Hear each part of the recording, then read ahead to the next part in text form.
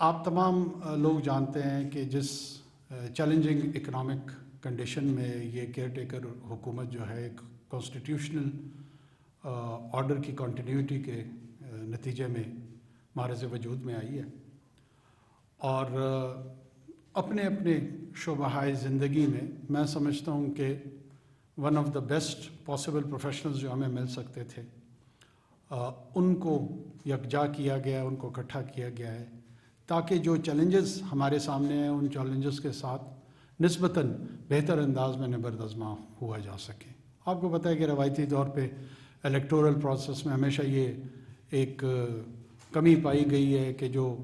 حلقے کی سیاست کی بنیاد پہ جو پارلیمان وجود میں آتی ہے اس میں بسا اوقات گورننس کے حوالے سے شاید آپ کو اتنے لوگ میسر نہیں ہوتے ہیں جو کارکردگی کو بنیاد بنا کر گورننس کے حوالے سے کارکردگی بعض اوقات وہ اپنی اپنی کانسٹیٹیونسیز میں بڑے بہتر ڈیلیور کر رہے ہوتے ہیں، لیکن گورننس کے تقاضے شاید تھوڑے سے مختلف ہوتے ہیں۔ اس کے لیے آئین نے تو سینٹ کا فورم رکھا ہوا تھا کہ وہاں سے ایسے ٹیکنوکریٹس کو یا ماہرین کو لایا جا سکے اور اس گیپ کو اگر کہیں گورننس اسٹرکچر میں Westminster model of democracy میں آئے تو اس کو فلفل کیا جائے۔ لیکن سینٹ کے ساتھ بھی ہم نے جو انصاف کیا ہے وہ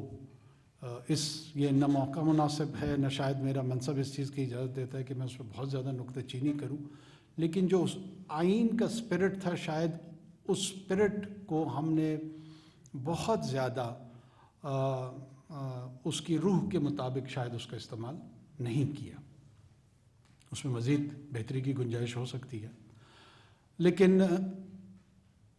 اس وقت جو گوناگوں مسائل ہمیں ہیں اس میں دونوں فرنٹ پہ ہمیں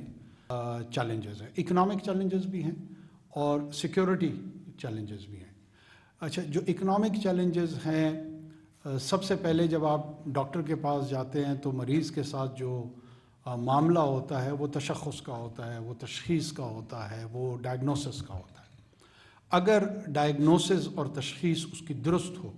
تو پھر جو علاج تجویز کیا جاتا ہے عموماً مریض جو ہے وہ اسے ریکور کر جاتا ہے، لیکن اگر تشخیص ہی درست نہ ہو تو پھر علاج کی جو تجاویز سامنے آتی ہیں بعض اوقات وہ اتنی سود مند نہیں ہوتی۔ حال ہی میں ہم نے ایک احتجاج ایجیٹیشن بجلی کے بلوں کے حوالے سے دیکھا اور اس احتجاج کے ارد گرد ظاہر ہے ایک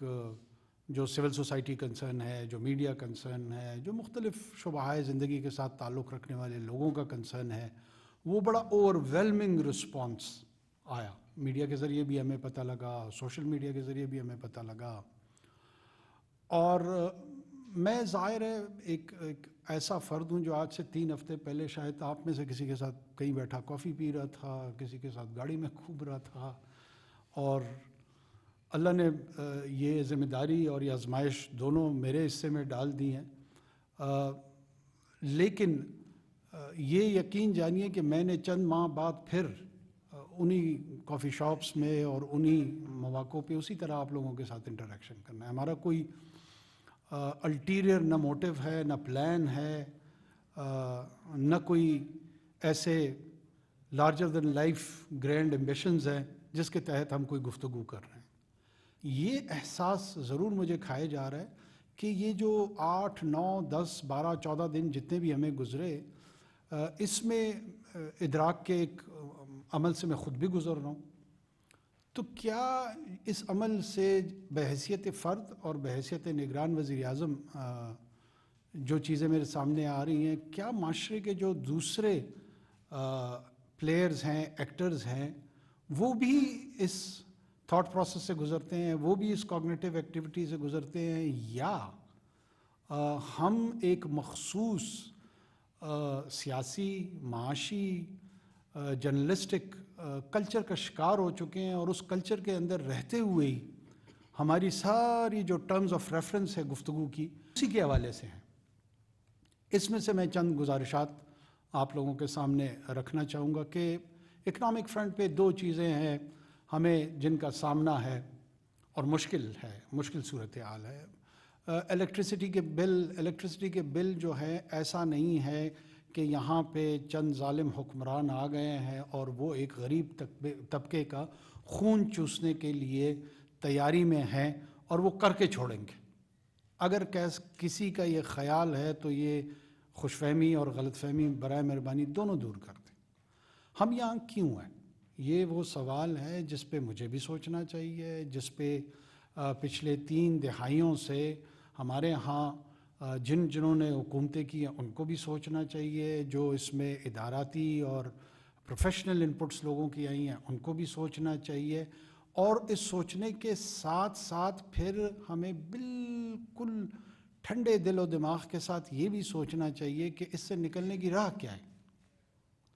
تجاویز کون دے گی؟ دنیا میں یہ کلچر ہے کہ میڈیا بھی تجاویز دیتی ہے. میڈیا کو ایک پلر سوسائٹی اور اسٹیٹ کا سمجھا جاتا ہے، لیکن وہ تجاویز دینے کے لیے پہلے تو میڈیا کو بھی اکوپڈ ہونا پڑے گا اپنے اپنے ریلیونٹ شعبے میں جس میں وہ تجاویز دینا چاہتے ہیں، کہ وہاں پہ انفارمڈ اور ایکسپرٹ اوپینین آئے. ایک لے مین کی اوپینین اگر میڈیا نے مجھے دینی ہے تو وہ اس کے لیے میرے پاس، ویسے بھی میرا نمبر کسی نے شیئر کر دیا ہے ٹویٹر پہ، کچھ 10,000 میسیجز مجھے مل رہے ہیں، تو وہ تو مجھے وہاں سے بھی اس کا حصول ہو سکتا ہے. لیکن اگر انفارمڈ اوپینین کی بات ہے تو اس کے لیے میرے خیال میں تھوڑی سی مدد اور محنت آپ لوگوں کی بھی میری درخواست ہوگی کہ اس کی ہمیں ضرورت ہوگی. اور یہ اوور آل کنٹریبیوشن ہے towards your own platforms and larger society. مسئلہ کیا ہے؟ مسئلہ 90 کی دہائی میں ہمارے ہاں لوڈ شیڈنگ ایک بہت چیلنجنگ مسئلے کے طور پہ ابھرا تھا. اس کو ایڈریس کرنے کے لیے، اس کو میٹیگیٹ کرنے کے لیے ہم نے آئی پی پیز کے ساتھ کانٹریکٹ کیا. ہم نے چاہا کہ ہماری جو بجلی کی پیداوار ہے اس کو ہم بڑھائیں وداؤٹ ریئلائزیشن کہ اس کے جو کانٹریکٹس ہم کر رہے ہیں وہ اتنے ڈریکونین اور اتنے انفیوریبل ہیں ہماری سوسائٹی اور اسٹیٹ کے لیے کہ آپ الیکٹریسٹی کی جنریشن کر رہے ہیں اور اس جنریشن کے رزلٹ میں ایز اے کانسیکوینس آپ نے 3 4 2 2.5 دہائیوں تک کیپیسٹی سرچارج کے متعلق آپ سب جانتے ہیں کہ چاہے وہ ان کی لاگت پیداوار کی ہو یا نہ ہو لیکن ہمیں دینی ہوگی. ایک دوسری یہ جو ریکوری کا ہمارا پروسیس ہے، بلز کی ریکوری کا پروسیس ہے، اس کو اتنا زیادہ انیفیشینٹ 30 35 40 سالوں میں ہم نے کر دیا. ہمارا جو ٹرانسمیشن کا نظام ہے، ایک تو پیداوار کا نظام ہے، پھر ٹرانسمیشن کا نظام ہے، پھر اس کو ریکوری کرنے کا نظام ہے. یہ تینوں فلاڈ ہیں. پہلے آپ نے وہ غلط کر دی کانٹریکٹس. ہائیڈل کی جو پروڈکشن تھی وہ نہیں بڑھی. وہ اس ملک میں 2 بڑے ڈیم منگلا اور تربیلا کے بعد کوئی قابل ذکر ہائیڈل پروڈکشن کے حوالے سے وہ ہم نہیں کر پائے. ریکوریز کے حوالے سے جس کو لائن لاسز کہتے ہیں، تھیفٹ کہتے ہیں، دوبارہ میں مطلب I am seeing it with pain, مجھے I am not gloating over, مجھے کوئی خوشی نہیں محسوس ہو رہی ہے کہ میں اس گفتگو کو وہ رنگ دے رہا ہوں، لیکن اس میں ایک پورا کارٹل کا نظام انوالو ہے. اور اس کارٹل کے نظام میں بدقسمتی سے بسا اوقات ہمارے جو امپلائیز ہیں، چاہے وہ ڈفرینٹ ڈسکوز میں کام کرتے ہیں یا مختلف اس پروسیس کے ریکوری کے ساتھ جڑے ہوئے ہیں، ایک طرف ایک شہر میں بلوں کو جلایا جا رہا ہے، احتجاج کیا جا رہا ہے، اسی شہر میں 200 mega what, 400 mega what, 500 mega what, شہر اور شہروں کا میں ایک کلسٹر کے طور پہ کہہ رہا ہوں، اتنی کی چوری ہو رہی ہے. سرکولر ڈیٹ جس کو ہم نے سبسیڈائز کرتے ہوئے اس بجلی کی ترسیل کے نظام کو بڑھایا وداؤٹ ریئلائزنگ کہ ایک طرف ہماری پاپولیشن بڑھ رہی ہے اور دوسری طرف جو ہماری الیکٹریسٹی جنریشن تھی وہ ڈپینڈنٹ رہی آن فسل فائل امپورٹڈ آئل فیول جو ہے وہ پوری کی پوری ڈپینڈنسی اس پہ ہوتی گئی. اچھا وہ ہم جو کر رہے تھے ظاہر سی بات ہے it is based all the import bill is based on reserves on dollars. अच्छा, उसकी जो फ्लक्चुएशन हमारी बाकी गवर्नेंस के जो मसाइल हैं उस पे आ रहे हैं। जिस तरीके से फ्री मार्केट में ज़ाहिर सी बात है हमारी कंडीशनलिटीज़ हैं, हमारे मुआहदात हैं मल्टी फाइनेंशियल इंस्टीट्यूशंस के साथ जो हमने हर सूरत में पूरे करने हैं, उसके साथ कोई उसको ना डिफाई करने का सोच रहा है, ना सोच सकता है, ना उसकी इजाज़त दी जा सकती है। We are very much clear on that. अब वो मार्केट फोर्सेस के तहत यहाँ पे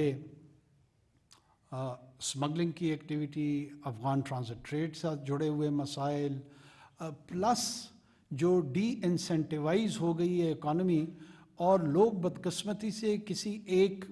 दो एरियाज़ में इन्वेस्टमेंट कर रहे हैं। यहाँ पे ना कोई स्टॉक्स में इन्वेस्ट कर रहा है, न इवन रियल स्टेट में कर रहा है, न किसी और एरिया में कर रहा है। एक स्टेगनेशन का हम शिकार होते जा रहे हैं और जो नॉन प्रोडक्टिव इन्वेस्टमेंट है जिसमें किसी भी चीज़ की वैल्यू एप्रिसिएशन उसकी हो रही है, उस प्रॉफिट पे हम बैठे हुए हैं। उसमें ना कोई कैपिटल का और लेबर दोनों का कोई सरोकार नहीं है, कोई इंडस्ट्री उसके साथ जुड़ी नहीं हुई है, कोई मैन्युफैक्चरिंग नहीं हो रही है, कोई प्रोडक्शन नहीं हो रही है। और वो मुंसलिक होती हमारी इकनॉमिक लाइफ और एक्टिविटी के साथ तो शायद हमारी ये सूरत हाल नहीं होती।